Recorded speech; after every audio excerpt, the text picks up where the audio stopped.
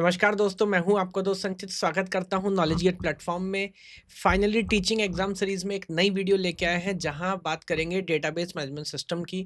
Video की duration लगभग 1 घंटे की होने वाली है। सीरीज में मैं क्या कर रहा हूं, ऑब्जेक्टिव क्या है, जल्दी से बता देता हूं। तो इस वीडियो के अंदर आमतौर पर जितने भी हमारे टीजीटी पीजीटी कंप्यूटर साइंस के एग्जाम है जहाँ डेटाबेस पूछा जाता है, और मैंने लगभग मानो केंद्रीय विद्यालय, नवोदय विद्यालय, ईएमआरएस, दिल्ली, जयपुर, राजस्थान, है ना, ये बीपीएससी हमारा हो गया, यूपीएलटी ग्रेड हो गया, जितने भी एग्जाम्स अलग-अलग हो सकते हैं और बहुत सारे एग्जाम हैं जो मैं याद ना कर पा रहा हूँ। उन सबका सिलेबस एनालाइज़ करके, उन सबके पीवाईक्यू कंसीडर करके ये पूरा कंटेंट यहाँ पर बनाने की कोशिश की है। तो यहाँ पर क्या होने वाला है, टोटल कितने टॉपिक्स हैं, उसमें जो भी नोट्स हैं, ऑब्जेक्टिव क्वेश्चन किस तरह के आते हैं, डिस्क्रिप्टिव क्वेश्चन किस तरह के आ सकते हैं, वो सारी चीज़ें इस वीडियो के अंदर देखने को मिलेगी। लगभग 1 घंटे की ड्यूरेशन होने वाली है। इस वीडियो को देखने के बाद डीबीएमएस के अंदर अब 110% आपको एक क्लैरिटी आ जाएगी कि क्या पढ़ना और कैसे पढ़ना और कितना पढ़ना है। मैंने ये ध्यान में रखते हुए कंटेंट पूरा डेवलप किया कि अगर आप इससे कम पढ़ेंगे तो भी प्रॉब्लम है, इससे ज़्यादा पढ़ेंगे तो भी प्रॉब्लम है, नुकसान होगा। ज़्यादा पढ़ने से नुकसान क्यों हो गया? क्योंकि वो ऑब्वियसली एग्ज़ाम में कवर नहीं कर रहा होगा, है ना? तो एक-एक करके notes, then objective question, then descriptive question, सारी चीज़ हम यहाँ पर कवर करेंगे। तो मैं सीधे बात स्टार्ट करता हूँ। सबसे पहले बेसिक्स ऑफ डेटाबेस से हम बात शुरू करेंगे। तो सबसे पहले आमतौर पे जो टॉपिक हमें मेरे को लगता है कि आपको कंसीडर करना चाहिए वो कि डेटा क्या है, बेसिक कांसेप्ट क्या है, कि कोई भी raw facts and figures about an entity data होता है, अलग-अलग टाइप के डेटा हो सकते हैं। मैं ऑब्वियसली बिल्कुल डिटेल में यहाँ पर नहीं जा रहा, एक ब्रीफ इंट्रोडक्शन आपको टॉपिक्स का देके चल रहा हूँ, है ना?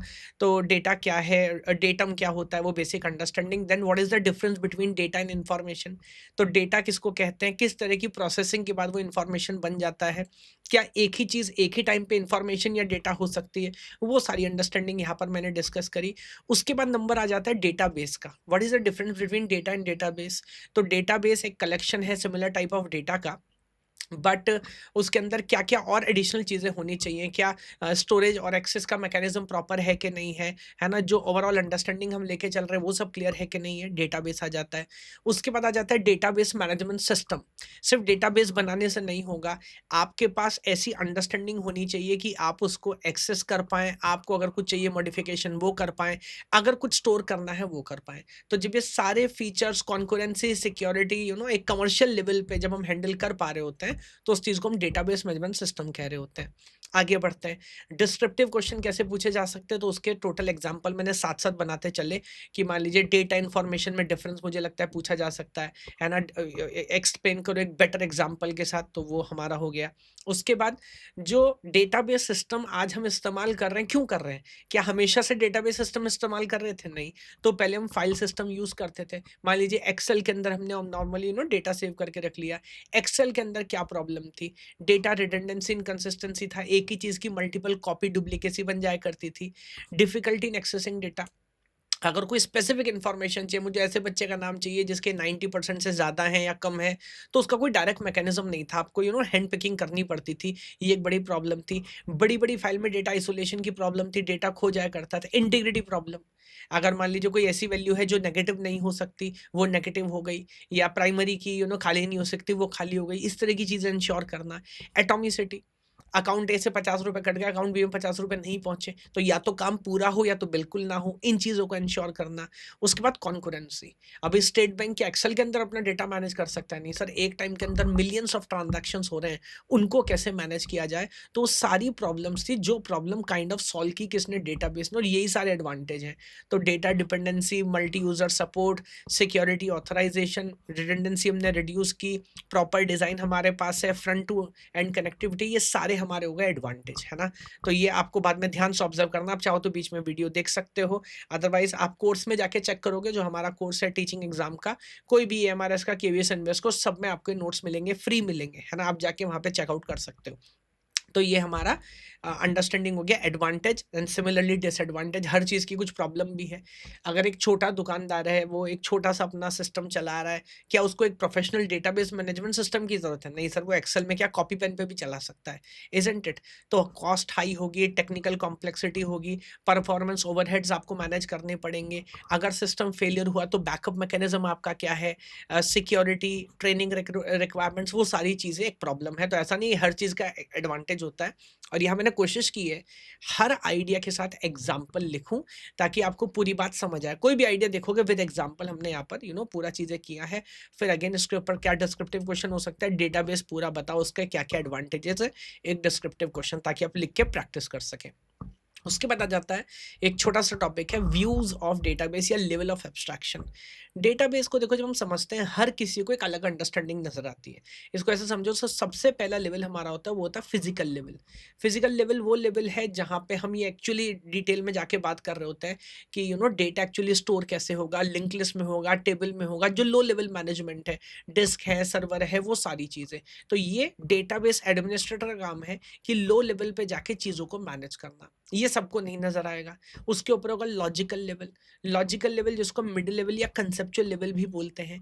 यहाँ पर हम क्या बात करते हैं, कौन कौन से टेबल्स होंगे। मान लीजिए अगर हम रेलवे के डेटाबेस की बात करें, ट्रेन एक टेबल होगा, मे बी पैसेंजर एक टेबल होगा, है ना, उनके आपस में क्या रिलेशनशिप होंगे, जो ईआर डायग्राम का ओवरऑल अंडरस्टैंडिंग है।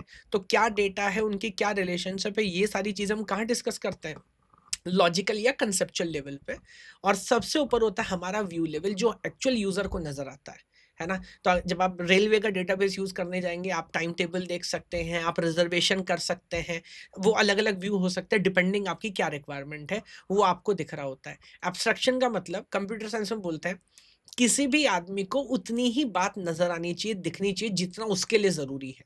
उससे ज्यादा दिखाओगे तो भी प्रॉब्लम, कम दिखाओगे तो भी प्रॉब्लम, है ना। तो जो आदमी डेटाबेस डिजाइन कर रहा है उसको ये फर्क नहीं पड़ना चाहिए कि वो इंप्लीमेंट कैसे होगा या वो यूजर को कैसे दिखेगा। जो यूजर के व्यू को देख रहा है उसको फर्क नहीं पड़ता कि लास्ट लेवल पे डेटा स्ट्रक्चर लेवल पे इंप्लीमेंट कैसे हो रहा है ना। तो लास्ट लेवल की इंप्लीमेंटेशन याद रखना फिजिकल, बीच वाला लेवल लॉजिकल, और अलग अलग व्यूज हमारे जो यूजर हमारा देख रहा होगा। उसके बाद इंस्टेंस स्कीमा कैसे भूल सकते हैं, है ना। तो जो डेटाबेस का ओवरऑल स्ट्रक्चर है, कोई टेबल की बात करूं, सर कितने कॉलम होंगे, कॉलम में क्या डेटा टाइप होगा, वो जो सारी आइडियाज है उसे हम बोलते हैं सिस्टम का स्कीमा क्या है, स्ट्रक्चर क्या है। इंस्टेंस किसी स्पेसिफिक टाइम पे क्या वैल्यू होगी, जैसे कि एक वेरिएबल का एग्जांपल ले, मैं बोलता हूँ int a is equals to 5। तो 2 बाइट की लोकेशन हमने सेव की, उसका नाम a रखा, ये हमारा क्या स्कीमा स्ट्रक्चर है। किसी स्पेसिफिक टाइम पे उसके अंदर वैल्यू 5 लिखी हुई, ये हमारा क्या हो गया, ये हमारा हो गया इंस्टेंस। तो ये समझना। अगेन एब्स्ट्रैक्शन जो मैंने बताया उसके ऊपर पूरा low level discussion and 3 layer schema है, इसके ऊपर डिस्क्रिप्टिव क्वेश्चन आपको आना चाहिए। ये बेसिक अंडरस्टैंडिंग हमारी हो गई। इस पे मैं आपको साथ साथ क्वेश्चंस भी दिखाता हूँ, ऑब्जेक्टिव क्वेश्चन। तो अगर आप हमारे जैसे कोर्स में जाएंगे ये नोट्स आपको सारा मिल जाएगा। और आई होप स्क्रीन पे विजिबल है। एक नंबर में टेक्स्ट साइज थोड़ा सा बढ़ा देता हूँ सो दैट, हाँ अभी शायद थोड़ा सा बेटर नजर आएगा। तो जैसे ये केंद्रीय विद्यालय का क्वेश्चन है, the process of removing deficiency and loop holes from in the data is called, उसको क्या कहते हैं, क्लीनिंग ऑफ डेटा कहते हैं, है ना। तो ये भी सारी वीडियोस, अच्छा अभी तो मैं आपको थोड़ा शॉर्ट में पढ़ा रहा हूँ, यहाँ पर कोर्स में आप जाके देखोगे सारी वीडियोस डिटेल में, है ना। 6 मिनट में सिर्फ डेटा हमने बात की, फिर डेटाबेस क्या है, फाइल सिस्टम जो मैंने सारा डिस्कशन किया, और उससे रिलेटेड जो भी क्वेश्चन है ना, वो अलग अलग एग्जाम में पूछे जा सकते हैं। वो सारे क्वेश्चन हमने यहाँ पर आप देखोगे अलग अलग टाइम पे डिस्कस किए। ये क्वेश्चन केवीएस में देखिए पूछा गया, अभी जो मैं आपसे बात कर रहा था, logical level schema, which of the following represents the capacity to change the conceptual schema without having change external schema by application program. ये वो ये लॉजिकल डेटा इंडिपेंडेंस, अगर लॉजिकल लेवल पे कोई चेंज करना है तो नीचे और ऊपर वाले लेवल पे उसका फर्क ना पड़े, यही पूरा आइडिया। तो इस तरह के क्वेश्चन आपको देखने को यहाँ पर मिल सकते हैं। उसके बाद अब मैं बात कर लेता हूँ अगला टॉपिक जो है हमारा, ये अलग अलग जो इसके अंदर अंडरस्टैंडिंग है। ओके सर, तो टाइप्स में अब यहाँ पर एक बड़ी इंपॉर्टेंट टाइप है, ये टर्म बड़ा इंपॉर्टेंट है, वो है OLAP OLTP। छोटे में समझाता हूँ। OLTP माने ऑनलाइन एनालिटिकल प्रोसेसिंग, OLTP माने ऑनलाइन ट्रांजैक्शन प्रोसेसिंग। ऐसा समझो आप कि जो भी हम डे टू डे डेटा पे ऊपर काम कर रहे होते हैं, जैसे मान लीजिए स्टेट बैंक का एग्जांपल ले लेते हैं, तो रोज सुबह से शाम तक इतने लाखों लोग अपना पैसा निकाल रहे हैं, पैसा डाल रहे हैं, जो बेसिक ट्रांजैक्शन हम कर रहे हैं, कोई ड्राफ्ट बनवा रहा है, कोई और फैसिलिटी बैंक यूज कर रहा है, वो जो हम पढ़ते हैं वो पढ़ते हैं ऑनलाइन ट्रांजैक्शन प्रोसेसिंग में, OLTP में। और जो हिस्टोरिकल डेटाबेस हम स्टडी करते हैं, है ना, मान लीजिए 10 साल पहले बैंक ने कोई पॉलिसी जो लॉन्च की थी उसका क्या इम्पैक्ट आया, उस लेवल पे जो हमें जाके सीखना है वो सीखना है ऑनलाइन एनालिटिकल प्रोसेसिंग में। तो ऐसे समझो डे टू डे बिजनेस में जब बात करते हैं प्लानिंग और decision making historical data analyse करने के बाद आता है। इसका साइज एमबी जीबी में हो सकता है because day to day operation है। ये टेराबाइट्स पेटाबाइट्स में जा सकता है कि हिस्टोरिकल डेटा है, यहाँ पे लाइव ऑपरेशन, यहाँ पे हिस्टोरिकल डेटा। ये शॉर्ट होगा, सिंपल होगा, फास्ट होगा, कॉम्प्लेक्स लो लो रनिंग होगा, बट इंपॉर्टेंट वैल्यू हम यहाँ से जनरेट करेंगे। एंड लाइक दैट एक बेसिक आइडिया मैंने आपको समझा दिया, बाकी डिटेल में यू हैव द अंडरस्टैंडिंग, देख सकते हो बाद में। अगेन इसके ऊपर डिस्क्रिप्टिव क्वेश्चन लिखना है, तो उसका एक एग्जाम्पल हमने यहाँ पर बना दिया। एक छोटा सा यहाँ पर आइडिया है टाइप्स ऑफ डेटाबेस। तो डेटाबेस के अलग अलग टाइप्स क्या क्या हो सकते हैं। एक आइडिया हो सकता है हेरारिकल डेटाबेस, जैसे यूनिवर्सिटी है, उसके अंदर डिपार्टमेंट, देन एडमिनिस्ट्रेशन डिपार्टमेंट, है ना। तो जहाँ पर भी नेचर में हेरारिकी, इंडिया में कितने स्टेट्स हैं, उन स्टेट्स में कितने डिस्ट्रिक्ट हैं, डिस्ट्रिक्ट में कितने तहसील हैं, कचहरी हैं, इस तरह से जब मैनेजमेंट करना हो, जब डेटाबेस का नेचर हेरारिकल हो, तो हम इसे इस्तेमाल कर सकते हैं। अब यहाँ पे नेटवर्क डेटाबेस, बहुत सारी चीज़ें इंटरकनेक्टेड हो सकती हैं, ये एक एग्जांपल हो गया। ऑब्जेक्ट ओरिएंटेड डेटाबेस, है ना। तो अलग अलग टाइप के डेटाबेस, रिलेशनल तो आगे डिटेल में हमें पढ़ना ही, जहाँ पे हम टेबल फॉर्मेट में डेटा स्टोर करते हैं, उन सब का डिस्क्रिप्टिव आंसर यहाँ पर हमारा तैयार हो जाता है। Then the example relational database, जहाँ पे ऑब्वियसली टेबल होगा, रोज और कॉलम्स में डिवाइड होगा, उस तरह से हम चीज़ों को मैनेज कर रहे होंगे। ना रिलेशनल डेटाबेस के ऊपर एक और हमारा डिस्क्रिप्टिव क्वेश्चन हो गया। डीबीए कौन है? डेटाबेस एडमिनिस्ट्रेटर, वो आदमी जिसकी प्राइमरी रिस्पॉन्सिबिलिटी है, सेंट्रल अथॉरिटी है, जो मैनेज करता है, जो सबसे ऊपर है। तो चाहे स्कीमा की डेफिनेशन हो, स्टोरेज एक्सेस डिज़ाइन करना हो, फिजिकल स्कीमा क्या होगा, मॉडिफिकेशन कैसे होंगे, कौन क्या क्या करने के लिए ऑथराइज्ड है, रूटीन मेंटेनेंस कब होगा, बैकअप वैकअप, जितनी भी अल्टीमेट अथॉरिटी किसी डेटाबेस के ऊपर कौन होगा? Sir database administrator. हो सकता है इसके ऊपर शॉर्ट नोट लिखने क्या जाए, याद रखिएगा। वो पूरा डेटाबेस सिक्योरिटी बैकअप, ये पूरी बात हमने बता दी। नेक्स्ट टॉपिक हमारा जाता है रिलेशनल डेटाबेस। मैं फिर से एक बार जल्दी से आपको दिखा देता हूँ कि यहाँ से आप किस तरह के क्वेश्चन, तो यहाँ वीडियो हमारी आ गई। ये क्वेश्चन यूपीपीएससी में पूछा, which of the following is not a logical database structure. Tree है, रिलेशन, नेटवर्क है, चेन। ऑब्वियसली ये तीनों टाइप हो सकते हैं। ट्री माने हेररी वाली, हेरारिकल हो गया, एंड ये हमने समझा रिलेशन, तो चेन नहीं हो सकता। ये दिल्ली में देखिए क्वेश्चन पूछा, क्या पूछा? Which of the following is the oldest database design. तो hierarchical is the oldest database design. वो सारी चीज हमने वीडियो में कवर करी है, अलग अलग टाइप्स ऑफ डेटाबेस जो हो सकते हैं। ये नेट का क्वेश्चन है, नेट का क्वेश्चन है। तो अगेन यहाँ पे जिस तरह के क्वेश्चन हो सकते हैं, वो सारा आइडिया हमने 1 to 1 डिस्कस किया है। अब अगला टॉपिक जो हमारा है वो है रिलेशनल डेटाबेस। तो रिलेशनल का आइडिया समझाता हूँ। तो रिलेशनल डेटाबेस यानी कि वो डेटाबेस जहाँ पर डेटा सर हम कॉपी की फॉर्म में, टेबल की फॉर्म में बनाते हैं, और टेबल्स में कॉलम्स होंगे जिनको हम एट्रीब्यूट्स बोलेंगे, उसके अंदर टेक्स्ट टाइप का डेटा होगा। ये जो पूरा आइडिया था डॉक्टर कोड ने डेवलप किया था 1970 में। तो इम्पॉर्टेंट कंसेप्ट है। अलग अलग क्या क्या नाम हो सकते हैं, बहुत डिटेल में जाके मैंने यहाँ पर पढ़ाया। जो एट्रीब्यूट है कॉलम, उसे डोमेन फील्ड बोल सकते हैं।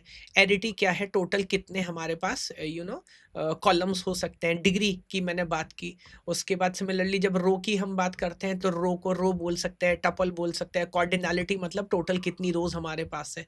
एक fundamental understanding. Properties of relational table, है ना। कोई भी टेबल होगा, उसके अंदर जो सेल होगा, cell will contain atomic values. एक कॉलम में एक ही टाइप की वैल्यू हो सकती है। अगर आप रोल नंबर लिख रहे हैं तो सब रोल नंबर लिखेंगे, उसमें आप अपना नाम नहीं लिख सकते। हर रो यूनिक होगी, कोई भी दो रो एग्जैक्टली आइडेंटिकल नहीं हो सकती। आपका फास्ट स्पीड रिवीजन भी करा दे रहा हूँ जल्दी से। कोई भी दो टेबल का सेम नाम नहीं हो सकता। एक टेबल के अंदर दो कॉलम का सेम नाम नहीं हो सकता। Order of row and order of column is irrelevant. किस कॉलम को पहले, किसको बाद में लिखना है, किस रो को पहले, किसको बाद में लिखना है, इस बात से कोई फर्क नहीं पड़ेगा। तो ये सारी हमारी प्रॉपर्टीज हो गई। उसके बाद डेटाबेस में आ जाती है प्रॉब्लम्स, है ना। कौन कौन सी प्रॉब्लम?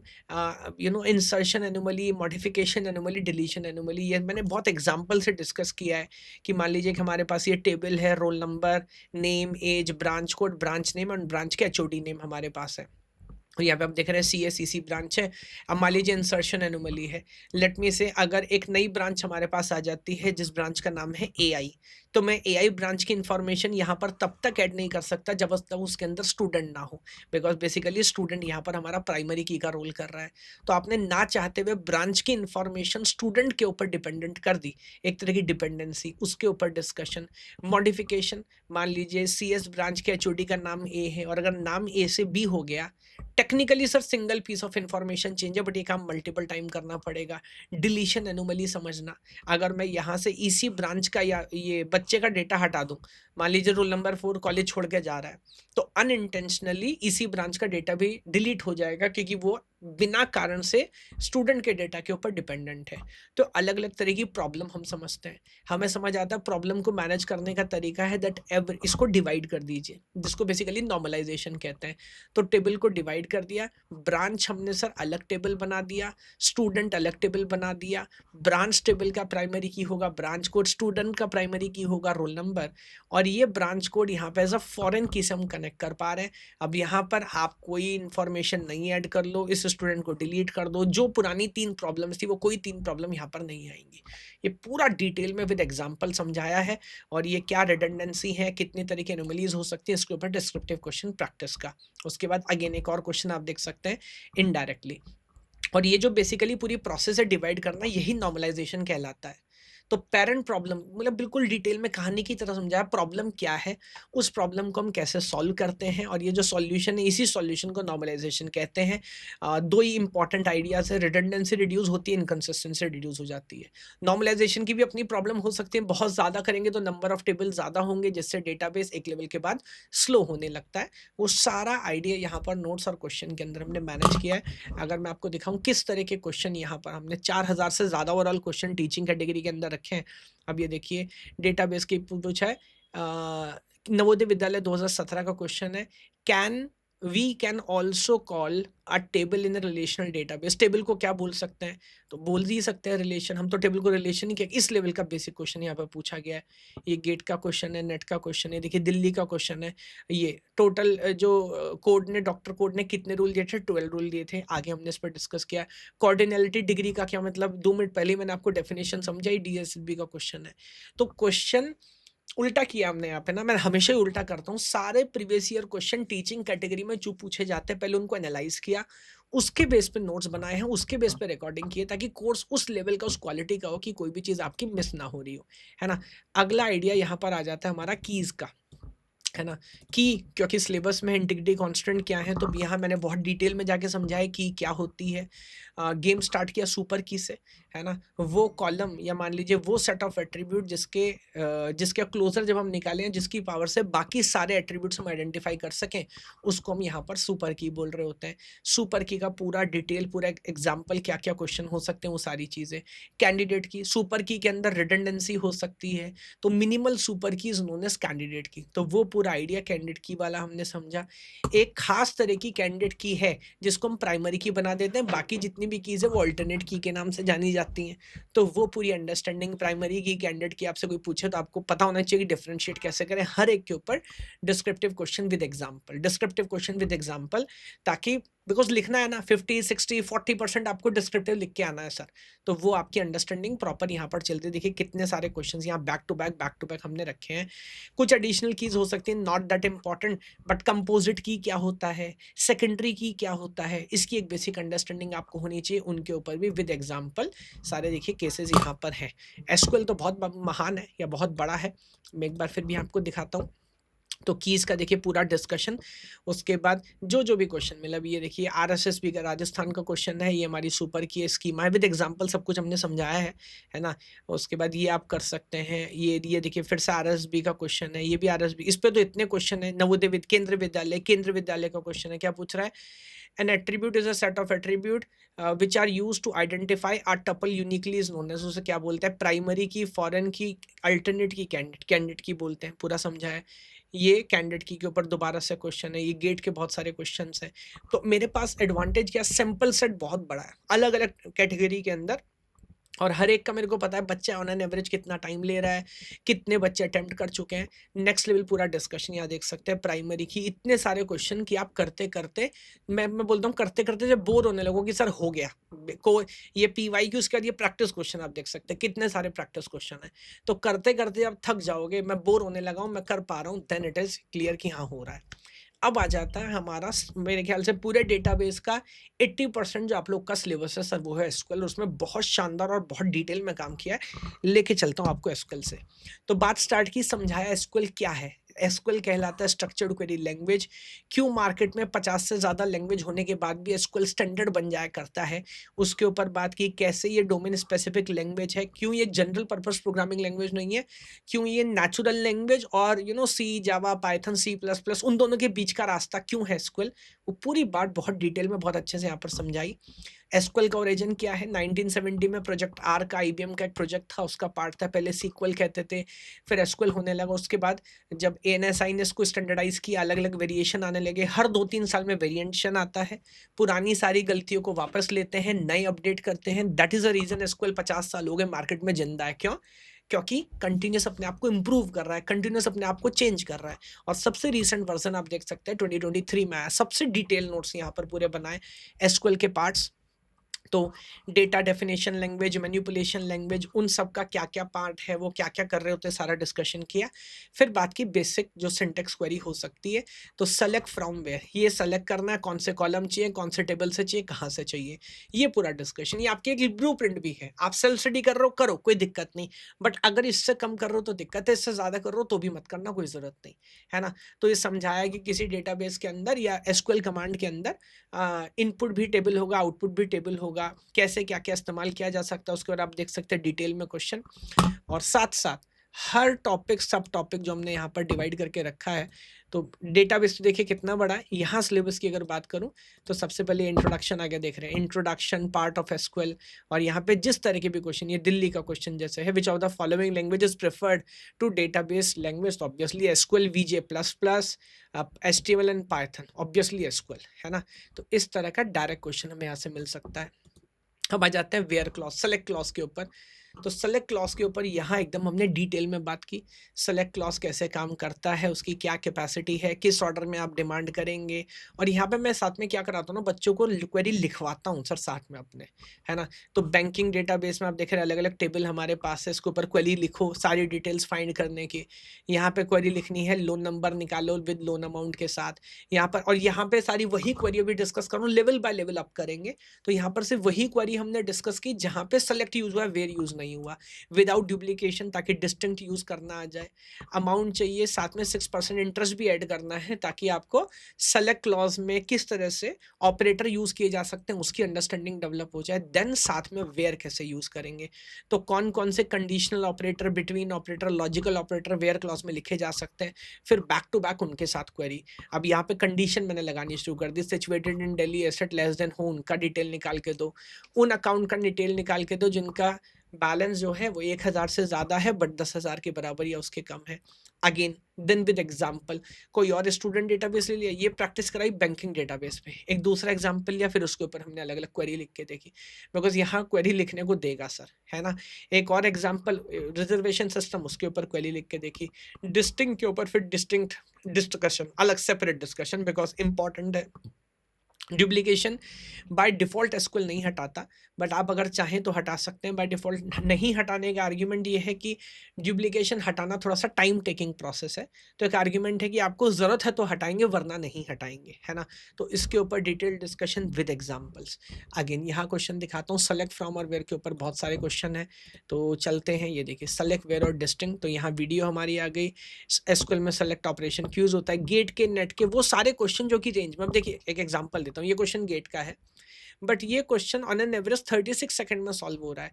तो क्या ये क्वेश्चन एनवीएस में, ईएमआरएस में, केवीएस में नहीं आ सकता है सर? एक सिंपल टेबल है, क्वेरी लिखी है, कह रहा बताओ कितनी रो सेलेक्ट होंगी, आ सकता है। तो मेरे पास एग्जाम्पल सेट बहुत बड़ा है। ये देखिए एनवीएस का क्वेश्चन बिल्कुल सेम टाइप का, ये केवीएस का क्वेश्चन यहाँ पर आ गया, है ना। तो अलग मेरे पास प्लेसमेंट वाले क्वेश्चन भी, आप देखिए यहाँ ये डेलॉयट के, एसेंचर के, इंफोसिस के। तो इंडस्ट्री में भी क्या क्वेश्चन पूछा जा रहा है, ये इसरो का क्वेश्चन देखिए आ गया, ये इसरो गेट दोनों में रिपीटेड क्वेश्चन है। इस तरह के क्वेश्चन यहाँ से पूछे जा सकते हैं, तो आप सॉल्व करोगे तो आपको फिर मजा आ जाएगा। थ्योरी पे सॉलिड वाला काम कर लिया, सारे पीवाईक्यू सॉल्व कर लिए, फिर बचा क्या, डिस्क्रिप्टिव क्वेश्चन हमने लिख के देख लिया। तो फिर अब भी हमारा सिलेक्शन नहीं होगा तो किसका होगा? देखिए अच्छी तैयारी करना तलवार की धार पे चलने जैसा है ना। बिकॉज आपको तैयारी तो करनी है, फोकस्ड होकर टू द पॉइंट करनी है, उससे थोड़ा इधर उधर हुए तो मामला गड़बड़ हो जाएगा। आगे बढ़ता हूँ सर। एसक्यूएल के बाद एसक्यूएल के डेटा टाइप्स, इसके ऊपर बहुत एडिशनल डिस्कशन किया। ये वो सारी चीज़ें हैं जो गेट नेट में भी नहीं पूछी जाती, यहाँ मैंने इसमें डिटेल के ऊपर काम किया। सबसे पहले समझाया डेटा सेट क्या होता है और डेटा टाइप्स क्यों चाहिए एसक्यूएल को क्या सहूलियत के एडवांटेज होगा कि डेटा टाइप्स को पहले से पता लगे। उसके बाद जो हमारे सिंपल न्यूमेरिक है उसके अंदर कौन-कौन से डेटा टाइप्स हो सकते हैं, तो इंटीजर हो सकता है, डेसिमल हो सकता है, फ्लोट हो सकता है, डबल हो सकता है। सिंपल न्यूमेरिक वैल्यू है इंटीजर या बिग इंट हम यूज़ करें, 4 बाइट का इंटीजर 8 बाइट का बिट इंट होगा, बिग इंट बेसिकली। डेसिमल जहाँ पर आपको पता है एग्ज़ैक्टली कितने डिजिट डेसिमल पॉइंट से पहले चाहिए, कितने एग्ज़ैक्ट डिजिट डेसिमल पॉइंट के बाद चाहिए। अगर ऐसा नहीं है, एक्यूरेसी प्रिसिशन आपको नहीं पता, फ्लोट यूज़ कर सकते हो, 4 बाइट का फ्लोटिंग पॉइंट रिप्रेजेंटेशन, जहाँ पे मेंटीसा अलग से स्टोर होता है, एक्सपोनेंट अलग से स्टोर होता है। ये सिंगल फ्लोटिंग पॉइंट रिप्रेजेंटेशन, अगर सिंगल प्रिसिशन से काम ना चले, डबल यूज़ कर सकते हो 8 बाइट का, पूरा डिटेल में समझा है, सब फ्रेश रिकॉर्डिंग है ना? उसके बाद कैरेक्टर अगर वैल्यू है, अगर आपको पता है कि फिक्स लेंथ है, character with length N use कर सकते हो, जहां मैक्सिमम लेंथ में एग्जैक्ट लेंथ एन दूंगा। वेरकर एक ऑप्शन है जहां मैक्सिमम लेंथ एन देता हूं, या तो उतना दूंगा या तो उससे कम, जितना आप बोलोगे उतना लोकेट करेंगे वेरिएबल लेंथ। पूरा example detail how to declare देखो सब कुछ समझाया है। And then you know text, जहां पर लंबा डिस्कशन हो सकता है, मैं कोई अपर लिमिट आपके ऊपर नहीं लगाऊंगा। तो कहाँ कौन सा डेटा टाइप अप्लाई करते हैं और क्यों करते हैं वो सारा डिस्कशन किया। डेट और डेट का टाइम स्टैम्प के साथ दोनों जो फॉर्मेट होते हैं उनके ऊपर डिस्कशन किया है। देन बुलियन, है ना, यस और नो बहुत सारी जगह हो सकती है, ट्रू फॉल्स स्टोर करना तो बुलियन डेटा टाइप। देन उसके ऊपर जो भी डिस्क्रिप्टिव क्वेश्चन है वो मैं आपको दिखाता हूँ। उसके ऊपर इतने अच्छे वीडियोस हमने बनाए, यहाँ तो मैं शॉर्ट में आपसे बात कर रहा हूँ। Look at this data type पे आप देखोगे, ये देखिए 15 मिनट की वीडियो सिर्फ इंट्रोडक्शन है डेटा टाइप के ऊपर, सारा डिस्कशन। और आप देखोगे ये नेट का क्वेश्चन है, ये दिल्ली बोर्ड का क्वेश्चन है। Again float can hold number and then big int can occupy 16, अभी बताया बिग इंट 8 बाइट लेता है, 16 बाइट नहीं लेता। सेट ही इस तरह से किया। नेट के क्वेश्चन मिल जाएगा, टेक महिंद्रा का, केवीएस का क्वेश्चन मिल गया। देखिए कौन सा ऑपरेटर यूज हो सकता है, अभी ऑपरेटर के ऊपर 5 मिनट का 10 मिनट का अलग से डिस्कशन ऑपरेटर आपको दिखाता हूँ। तो एसक्यूएल के अंदर कौन कौन से ऑपरेटर अलाउड है, arithmetic operator, comparison, logical, set operator, उनकी क्या प्रायोरिटी है। जैसे मैथ में होता है ना बॉर्डर मास, पहले ब्रैकेट सॉल्व होगा, फिर डिवाइड, फिर मल्टीप्लाई, इधर क्या ऑपरेटर है। अगर दो ऑपरेटर की प्रायोरिटी सेम है तो एसोसिएटिविटी क्या होती है, आमतौर पर लेफ्ट टू राइट होती है, पावर होगा तो राइट टू लेफ्ट होगी। वो पूरा डिटेल समझा है, अगेन विद एग्जाम्पल्स, है ना। देन नल को कैसे डील करते हैं, एसक्यूएल के अंदर नल का मैनेजमेंट बहुत इंपॉर्टेंट है सर, है ना। तो नल को कैसे डील करते हैं, इक्वल टू नल लिख के आप आइडेंटिफाई नहीं कर सकते। अगर हमें वो रो ढूंढ निकालने हैं जहां पर सेल के अंदर नल लिखा हो तो इज नल हम यूज करते हैं, अदरवाइज इज नॉट नल वाला सिंटेक्स हम यूज करते हैं। ये पूरा डिस्कशन, उसके ऊपर डिस्क्रिप्टिव क्वेश्चन, ये देखिए विद एग्जांपल्स। देन आ जाता है, मैं फिर से दिखा देता हूँ, देखिए ये जो हमारा टाइप है पूरा, ये देखिए एसक्यूएल के ऑपरेटर्स और उसके ऊपर किस किस तरह के क्वेश्चन पूछे जा सकते हैं, सारा कलेक्शन, पीवाईक्यू पीवाईक्यू पीवाईक्यू। आप कितना भी सोचते रहो, जब तक प्रीवियस ईयर क्वेश्चन नहीं सॉल्व करोगे तब तक सिलेक्शन नहीं होगा। आपको ये पता ही नहीं लगेगा कि क्वेश्चन किस फॉर्मेट में पूछे जा रहे हैं, और वो आप किसी भी एग्जाम की तैयारी करो, मैं तो इन जनरल बात किया करता हूँ। ये देन आ जाता है हमारी जो कैटेगरी है, इस पे बहुत शानदार काम किया हमने। DDL, data manipulation language, data definition language की जितनी कमांड्स हैं उन सब पे सॉलिड वाला डिस्कशन हमने किया। क्रिएट टेबल कैसे करेंगे, टेबल अल्टर करना है, कोई नया कॉलम, स्कीमा की बेसिकली डेटा डेफिनेशन में किसकी बात करते हैं, स्कीमा की, स्ट्रक्चर की। नया टेबल बनाना, कोई टेबल के अंदर कॉलम लगाना, कॉलम हटाना, ट्रंकेट कर दिया टेबल, कह रहा सारा डेटा डिलीट कर देगा लेकिन स्ट्रक्चर बचाए रखेगा। टेबल ही डिलीट कर दिया तो स्ट्रक्चर और डेटा दोनों चला जाएगा। तो सारी हमारी जो कमांड हो गई बेसिकली डीडीएल के अंदर आ गई। देन अल्टर टेबल सबसे इंपॉर्टेंट, उसके अलग अलग एग्जाम्पल, हर चीज का एग्जाम्पल। तो आप यहाँ पर देखोगे अल्टर के अंदर तो कॉलम कैसे ऐड करना है, कॉलम हटाना कैसे है, कोई कॉलम का स्ट्रक्चर मॉडिफाई करना है, कह रहा नेम को varchar 100 बना दो, वो डिस्कशन, किसी कॉलम का रीनेम करना है विद एग्जांपल। वरना स्कूल में क्या होता है हम थ्योरी पढ़ लेते हैं, वहां पे आएगी कमांड लिखने को या पढ़ने को कैसे करोगे, तो सारा डिस्कशन विद एग्जांपल। देन उसके बाद प्राइमरी की, फॉरेन की कैसे ऐड किया जाता है विद एग्जांपल टेबल के साथ, ये पूरा डिस्कशन यहाँ पर हमने किया। देन डीएमएल में आ गए सर डेटा मैनिपुलेशन लैंग्वेज, है ना।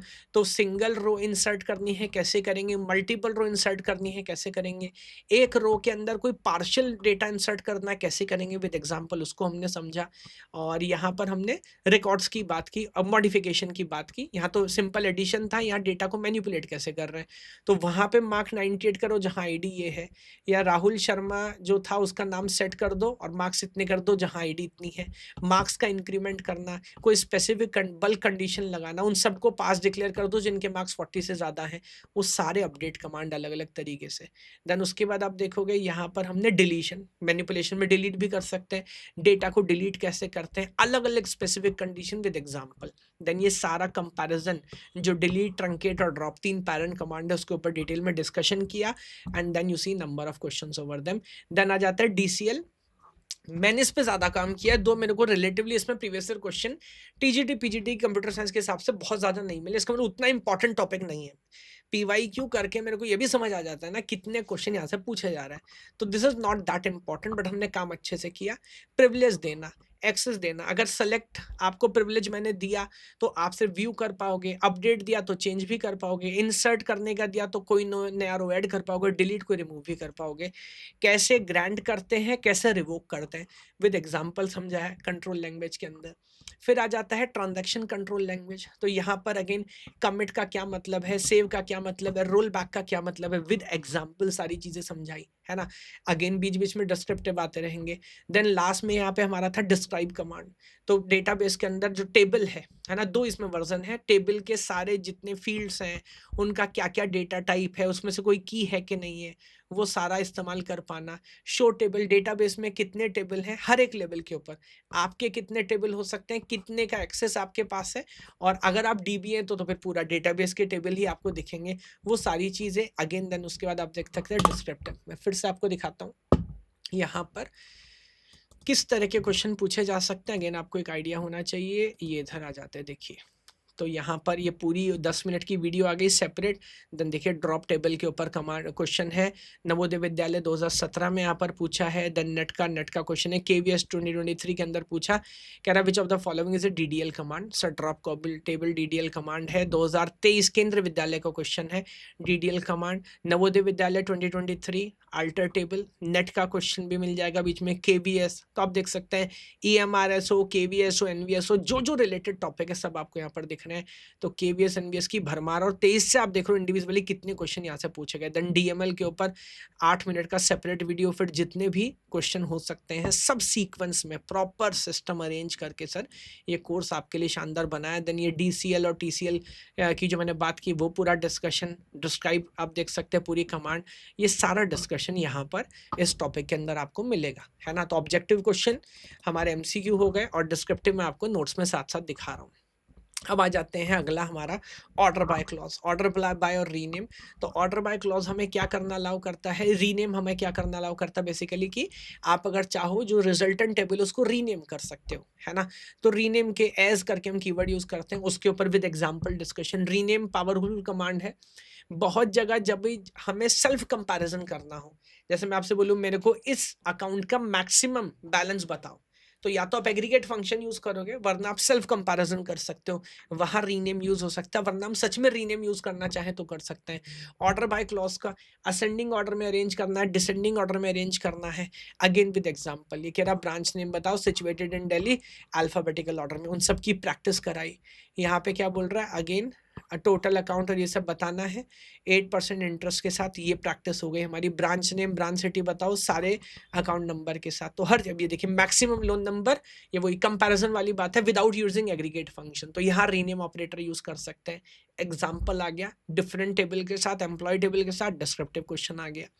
देन अब हमारे एडिशनल मैथ वाले जो फंक्शन है ना, उसके ऊपर क्वेश्चन मैं एक बार इससे फिर से आपको दिखा देता हूँ इसमें किस तरह के क्वेश्चन हमारे हैं सर ऑर्डर बाय क्लॉज के अंदर। तो देखिए ऑर्डर बाय क्लॉज के अंदर वीडियो, यहाँ पे अगेन इतने क्वेश्चन नहीं है, ये एनबीएस का क्वेश्चन हो गया ऑर्डर बाय के अंदर, ये आपको मिल गया। ये भी एनबीएस का क्वेश्चन 2023 का ऑर्डर बाय के अंदर।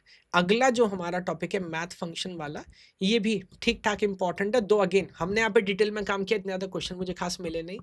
तो 5 तो हमारे एग्रीगेट फंक्शन है ना, ये मैंने बहुत डिटेल में कुछ ट्रिक्स इसके अंदर होती है। इसमें से वो कौन से एग्रीगेट फंक्शन है जो नल पे काम कर सकते हैं, वो कौन से एग्रीगेट फंक्शन है जो कैरेक्टर वैल्यू पे भी काम कर सकते हैं, है ना। कैसे इस्तेमाल होता है, काउंट कैसे काम करता है, विद एग्जांपल। एवरेज या सम डिवाइड बाय काउंट करेंगे तो क्या डिफरेंस होगा, डिस्क्रिप्टिव क्वेश्चन, वो सारे एग्जांपल मिलेंगे। स्ट्रिंग के ऊपर अगेन इक्वल टू के साथ हम काम नहीं कर सकते, पावरफुल ऑपरेटर नहीं होता, तो स्ट्रिंग पे अगर हमें काम करना है तो एक ऑपरेटर हम यहाँ पे यूज़ करते हैं, ऑपरेटर है लाइक। उसके साथ परसेंटाइल यूज़ कर सकते हैं अगर आपको प्रीफिक्स सफिक्स ये सब मैच करना है। एग्जैक्ट कैरेक्टर काउंट करना है तो अंडरस्कोर यूज़ कर सकते हैं। उन सब के एग्जाम्पल, उन ब्रांच का नाम बताओ जिसमें एग्जैक्टली 5 कैरेक्टर हैं, उन कस्टमर का नाम बताओ जिनके नाम में कुमार आया है। इस तरह के सारे केसेस यहाँ पर हमने डिस्कस किए। उसके बाद स्ट्रिंग पे एडिशनल, पूरे नाम को कैपिटल में अपर केस में कन्वर्ट करना है विद सिंटेक्स सिमेंटिक्स दोनों, है ना। क्या सिंटेक्स एग्जांपल, लोअर केस में कन्वर्ट करना हो कैसे करेंगे, कैरेक्टर की लेंथ और टोटल लेंथ फंक्शन जो दो होते हैं क्या डिफरेंस है विद एग्जांपल, दो स्ट्रिंग को कॉन्कैटिनेट करना है, तीन स्ट्रिंग को कॉन्कैटिनेट करना उसके with example. Then substring आपको कोई निकालनी हो, उसके जितने अलग अलग फंक्शन है, सब स्ट्रिंग है, रिप्लेस है, देन पोजिशन वाले विद एक एग्जाम्पल विद रिकॉर्डिंग, सारी चीजें ट्रिमिंग करनी हो, ओवरऑल ट्रिम करना है, लेफ्ट से कुछ पार्ट ट्रिम करना है, राइट से कुछ पार्ट ट्रिम करना है, रिवर्स करना है, लेफ्ट या राइट का कोई सेगमेंट निकालना है, हर एक का with syntax with example with result, सारी चीजें यहाँ पर हमने डिस्कस की है ना। देन आ जाती है कॉम्प्रिहेंसिव, और जो एडिशनल फंक्शन है, मैंने एक फाइनल टेबल बना दिया कि यार ये टेबल और ये डिस्क्रिप्शन। ये वीडियो देखने का फायदा क्या, आप अपनी आपने तैयारी कर ली ना, आप क्रॉस चेक कर लो भाई मेरी तैयारी ठीक हुई है कि नहीं हुई है, ऐसे। तो ये हमने बात कर ली। देन उसके बाद स्ट्रिंग के फंक्शंस एडिशनल मैंने बता दिए। Then again back to back practice question, math के कुछ और फंक्शंस हो सकते हैं, जैसे एब्सोल्यूट वैल्यू बतानी है बिना साइन के साथ, वैल्यू राउंड करनी है, अपर बाउंड करना है, लोअर बाउंड करना है, ceiling floor, reminder, mod function आप यूज कर सकते हो, और उसके अलावा भी जितने फंक्शन हो सकते हैं। दो यहाँ से बहुत सारे प्रीवियस ईयर क्वेश्चन ईमानदारी से मेरे को नहीं मिले, उनके ऊपर एक डिस्कशन यहाँ पर मैंने किया। अगेन एक टेबल आपको नजर आ रहा है, डेट एंड टाइम के ऊपर एडिशनल फंक्शन, करंट डेट बतानी है, टाइम स्टैम्प के साथ बतानी है, उसका डेट का कोई सेक्शन आपको एक्सट्रैक्ट करना हो, सिर्फ मंथ करना है, ईयर करना है, डे करना है, वो कैसे किया जा सकता है, again with function with resultant table. इतना पढ़ लिया तो झिंगा लाला, फिर उसके बाद कोई कुछ पूछ या कर नहीं सकता। इसके ऊपर क्वेश्चन दिखा देता हूँ दो, जैसे मैं आपसे बोल रहा था यहाँ पे लिमिटेड क्वेश्चन मेरे को लगा पूछे गए। ये देखिए एग्रीगेट फंक्शन के ऊपर राजस्थान में क्वेश्चन है, केंद्र विद्यालय का क्वेश्चन है, केंद्र 2017 का क्वेश्चन है, ये दिल्ली का क्वेश्चन हो गया, अगेन केंद्र विद्यालय, ये नवोदय विद्यालय, सबका सिलेबस मोटा मोटा सेम है sir. KVS, NVS, KVS, back to back questions. ये 2017 का केस है। देन स्ट्रिंग पे जितने ऑपरेशन, अब देखिए फ्रेश रिकॉर्डिंग है, ये 10 मिनट का सिर्फ बेसिक स्ट्रिंग ऑपरेशन पे अपन ने डिस्कस किया। ईएमआरएस का क्वेश्चन मिल गया, कह रहा नेम लाइक ए, तो बोले इसका क्या मतलब होगा, ऑब्वियसली बोल रहा होगा हैविंग द मैक्सिमम 5 कैरेक्टर, तो यहाँ पे एग्जैक्ट 5 कैरेक्टर अंडरस्कोर यहाँ दिख नहीं रहा, अगर मैं प्रीव्यू में दिखाऊंगा तो आपको ये ऐसा देखिए नजर आ रहा है। तो कह रहा है ये कैसे हम आइडेंटिफाई कर सकते हैं, ये हमारा इसका क्वेश्चन हो गया, ये केवीएस का क्वेश्चन हो गया। देन ये देखिए जितनी फ्रेश रिकॉर्डिंग है, 10 मिनट का सिर्फ हमने स्ट्रिंग पे काम किया है, एंड बस खूब सारा मेहनत की है सर। मैथ का फंक्शन अलग से बताया है, देन डेट एंड टाइम अलग से बताया। I am very happy with the effort what we have done, और किस तरह का कोर्स फाइनली निकल गया। सेट्स ऑपरेशन, दो टेबल के बीच में अभी हमने कोई भी ऐसी क्वेरी की बात नहीं की यहाँ तक जहाँ पे मल्टीपल टेबल्स इन्वॉल्व हो। मल्टीपल टेबल इन्वॉल्व हो तो क्या करना है, यूनियन करना है, इंटरसेक्शन करना है, सेट डिफरेंस करना है। मेरे को उन कस्टमर के नाम चाहिए जिनके पास अकाउंट भी है और लोन भी है, कैसे करेंगे, सिर्फ अकाउंट है लोन नहीं है, या दोनों है ना, तो उस तरह की क्वेरी कैसे लिखी जा सकती हैं। Then multiple query, Cartesian product, my god बहुत शानदार टॉपिक। कार्टेशियन प्रोडक्ट करते हैं, रिडंडेंट टपल जनरेट होता है, रिडंडेंट टपल हम कैसे एलिमिनेट कर सकते हैं, उसके सारे केसेस बना के दिखाए। नेचुरल जॉइन क्या होता है, जब ये रिडंडेंट टपल जनरेट होते हैं उनको हमें एडिशनली एलिमिनेट करना पड़ता है, सिर्फ कुछ ही टपल मीनिंगफुल होते हैं। नेचुरल जॉइन या इनर जॉइन जिसे बोल सकते हो, उस प्रॉब्लम को हटा देता है। नेचुरल जॉइन लेकिन लॉसी ऑपरेटर है, उसकी अपनी प्रॉब्लम है, उसके अलग अलग वेरिएशन हमारे पास हो सकते हैं, तो उसके ऊपर पूरा detail discussion. Left outer join क्या होता है, राउट आउटर जॉइन क्या होता है, फुल आउटर जॉइन क्या होता है, और टेबल बना के विद एग्जाम्पल जब मैं डेटा के साथ बताता हूँ कौन सा लॉसी है कौन सा लॉसलेस, और हर एक के ऊपर एग्जाम्पल, हर एक के ऊपर क्वेरी। ये पूरा करने में समय लगेगा, बट अभी एग्जाम में भी समय है, डोंट वरी अबाउट इट, करेंगे तो आपको मजा आ जाएगा। मैं आपको दिखाता हूँ यहाँ पर जो अलग अलग वेरिएशन है कार्टेशियन प्रोडक्ट के सेट के, वो ये देखिए एसक्यूएल के ऊपर जितने केसेस हैं, नवोदय विद्यालय, गेट, वो सारे क्वेश्चंस बैक टू बैक यहाँ पर आपको दिखेंगे। ये दिल्ली का क्वेश्चन हो गया, विप्रो का क्वेश्चन हो गया, और इधर हमारे एडिशनल क्वेश्चन हो गए। उसके बाद join, inner join, outer join, जब भी मैं आपको दिखा रहा था, तो look at this, natural join, inner join, outer join, ये ईएमआरएस का देखिए क्वेश्चन आ गया आपके पास, है ना। उसके बाद ये गेट का क्वेश्चन, केंद्र विद्यालय गेट 2006 क्वेश्चन, तो ये सारे के सारे, है ना, आपके कोर्स में वही कंटेंट मिलेगा जो आपकी डिफ़िकल्टी के हिसाब से मैनेज्ड है। यहाँ पे केवीएस, एनवीएस का क्वेश्चन, तो ये सारे पैटर्न यहाँ पे आप देख पा रहे हैं। उसके बाद ग्रुप बाय क्लॉज में आगे बढ़ेंगे। पहले ग्रुप बाय क्लॉज यहाँ बता देता हूँ। कभी-कभी हम चाहते हैं, ग्रुप बाय क्लॉज क्या होता है कि हम टेबल के पहले मल्टीपल पार्ट कर पाएँ, ग्रुप बाय ग्रुप काम कर पाएँ। जैसे मान लीजिए ब्रांच टेबल हमारे पास है, तो हम चाहते हैं दिल्ली की जितनी ब्रांचेज़ हैं उन सबका एवरेज बैलेंस निकले, बट अलग-अलग हम निकले। मैं किसी क्लास का एवरेज स्कोर निकालना चाहता हूँ, बट सेक्शन बाय सेक्शन निकालना चाहता हूँ, तो वहाँ पे हम ग्रुप बाय क्लॉज लगाते हैं। वो इस्तेमाल करना सिखाया। जैसे बोल रहा है find the branch name of Gwalior city where average balance is more than 1500। तो पहले ग्वालियर सिटी के ब्रांचेस की जितनी भी हैं उनका एवरेज बैलेंस निकालना पड़ेगा, फिर वो कंपैरिजन होगा। हैविंग क्लॉज यहाँ पर यूज होता है। तो जब भी ग्रुप बाय क्लॉज में कंडीशन लगानी हो, हैविंग क्लॉज का इस्तेमाल कैसे करते हैं वो सारे एग्जाम्पल के साथ डिटेल के साथ समझाया, हैविंग क्लॉज का इस्तेमाल क्या होता है, and that will be all in database. Again अगर मैं आपको दिखाऊं यहाँ पर having clause with example, group by clause, अच्छा हाँ, यहीं पे आप देखेंगे तो कहीं ना कहीं आपको जब भी रिलेटेड क्वेश्चन मिलेगा, देखिए हैविंग कंडीशन यहाँ पर आ गई, EMRS 23 का क्वेश्चन है ना। तो सर जितना अच्छा कोर्स बनाया जा सकता है वो कोर्स बनाया है। बाकी इस वीडियो का जो मेरा आइडिया है आपसे शेयर करने का वो यही है कि पूरा कंटेंट आपको बेसिकली समझ आए, है ना। आप सेल्फ स्टडी करें, आप किसी और का कोर्स ज्वाइन करें, हमारा कोर्स ज्वाइन करें, वो मोटो नहीं है। मोटो ये है कि आपको ये पता लगे प्रीवियस ईयर क्वेश्चंस देख के, टॉपिक देख के, कि कितना पढ़ना है एग्जैक्ट सिलेबस के हिसाब से। बिकॉज जब कोई एस्पिरेंट मेहनत करता है सर, उसकी बड़ी तपस्या होती है। बैक एंड पे मैं जानता हूँ बहुत सारे विद्यार्थी ऐसे हैं कि किसी की फाइनेंशियल स्ट्रगल है, सोशल स्ट्रगल है, तब भी आप लोग लगे हुए हैं। आप टीयर 1 पास कर चुके हैं, टीयर 1 में भी लगे, टीयर 2 में लगे हुए हैं, शानदार तरह से तैयारी कर रहे हैं, बट प्रॉपर गाइडेंस नहीं है। तो ये पूरी सीरीज, ये एक माध्यम है मेरी तरफ से, एक छोटी सी कोशिश है कि आपको समझा सकूं। पैटर्न देखने के बाद प्रीवियस ईयर क्वेश्चन का और अंडरस्टैंडिंग लेने के बाद इस तरह का फॉर्मेट है जिस पे आपको तैयारी करनी है। बाकी टीचिंग कैटेगरी के अंदर हमारे पास बंडल कोर्स भी हैं जहां पर मल्टीपल टीचिंग एग्जाम्स आपको मिलेंगे। अदरवाइज जो भी एग्जाम के लिए आप टीचिंग कर रहे हैं, आप जाके वेबसाइट पे चेक करेंगे www.knowledgegate.ai, तो वहां पर आपको स्पेसिफिक कोर्स का एग्जाम भी मिलेगा, है ना। तो उसके ऊपर काम करिए, मेहनत करिए, पढ़ाई जैसी भी करनी करिए जैसे आपको अच्छा लगे, बट शानदार तरह से करिए। नॉलेज गेट पे मेरी कोशिश है कि टेक्नोलॉजी का इस्तेमाल करके और अपनी अंडरस्टैंडिंग और आपका आशीर्वाद पाके एक ऐसा शानदार कोर्स बनाऊं कि जिसको देखो, जिसको नहीं पढ़ना भाई उसको नहीं पढ़ना, उसको तो भगवान नहीं पढ़ा सकता, है ना। लेकिन जिसको पढ़ना है, मिनिमम टाइम के अंदर बेस्ट रिजल्ट कैसे निकाला जा सकता है उसकी गारंटी करता हूं। और कंप्यूटर साइंस में हमसे अच्छा कोर्स किसी का नहीं है, ऐसा वादा कर सकता हूँ।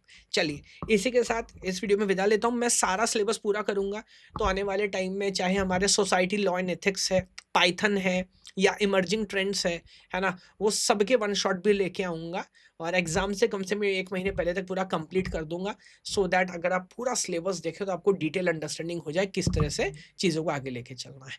आप सभी को बहुत बहुत प्यार, भगवान आप सबको खुश रखे। जय हिंद, जय भारत।